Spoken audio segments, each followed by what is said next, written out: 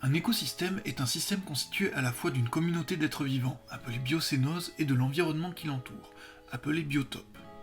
Chaque écosystème est constitué de plusieurs composants dont les principaux sont l'atmosphère et le soleil, rassemblés dans cette vidéo, la flore qui représente l'ensemble des plantes, la faune, l'ensemble des animaux, le sol et les bioréducteurs qui regroupent tous les organismes qui décomposent la matière, et enfin l'humain. Mais un écosystème, c'est aussi les nombreux échanges d'énergie et de matière appelés interactions qui se produisent entre eux. Celles-ci peuvent avoir lieu entre les êtres vivants et leur environnement, auquel cas on parle de relations abiotiques, ou bien se produire entre plusieurs êtres vivants, c'est alors une interaction biotique. La photosynthèse. On retrouve à la base des réseaux trophiques, autrement dit des réseaux alimentaires, les producteurs primaires, comme les plantes vertes qui effectuent de la photosynthèse. Celles-ci captent de l'énergie du soleil et du dioxyde de carbone de l'atmosphère. Elles puisent également de l'eau et des sels minéraux du sol. Elles synthétisent à partir de cela de la matière organique pour vivre, grandir et se reproduire, et rejettent de l'oxygène en échange. La matière organique morte, comme les feuilles qui tombent à l'automne, va être intégrée au sol. La respiration. La respiration, elle, se caractérise par une absorption d'oxygène par les organismes vivants et un rejet du dioxyde de carbone. Ce processus transforme leur matière en énergie pour produire de la chaleur ou se déplacer, par exemple. Les réseaux trophiques sont donc des flux de matière et d'énergie. La pollution. L'humain, en exploitant les ressources et modifiant son environnement, agit sur les interactions entre ses composantes. Cela conduit à une modification de l'équilibre des cycles naturels. Par exemple, la combustion de sa principale source d'énergie, le pétrole, induit un fort dégagement de dioxyde de carbone qui ne cesse d'accroître dans l'atmosphère. Cette pollution est une des causes du changement climatique. La prédation.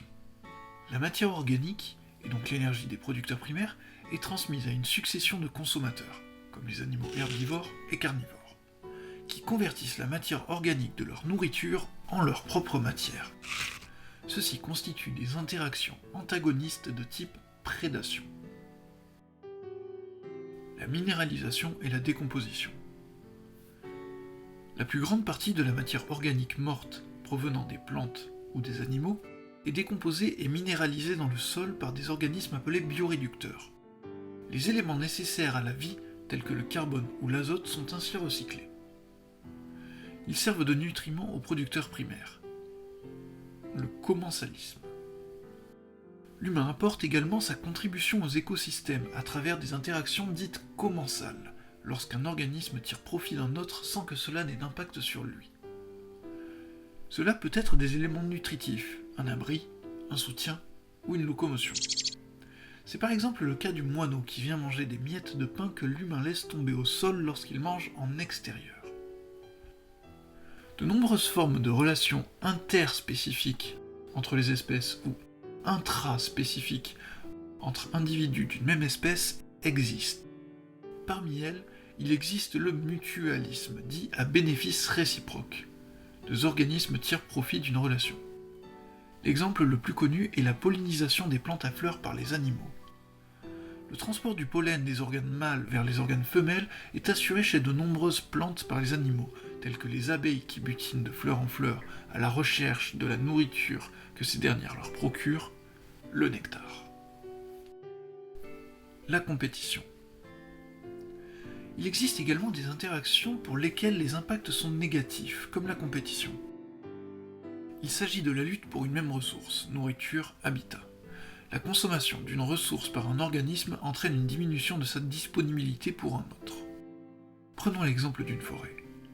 La taille de certains individus leur facilite l'accès à la lumière, et donc à l'énergie solaire. Cela peut conduire au ralentissement de la croissance des plus petits individus, voire provoquer leur disparition.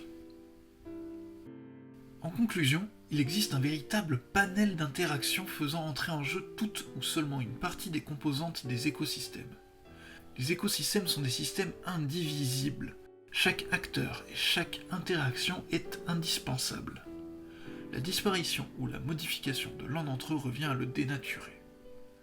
Ceci peut aller du changement d'état à son bouleversement total. laissant place à un nouvel écosystème.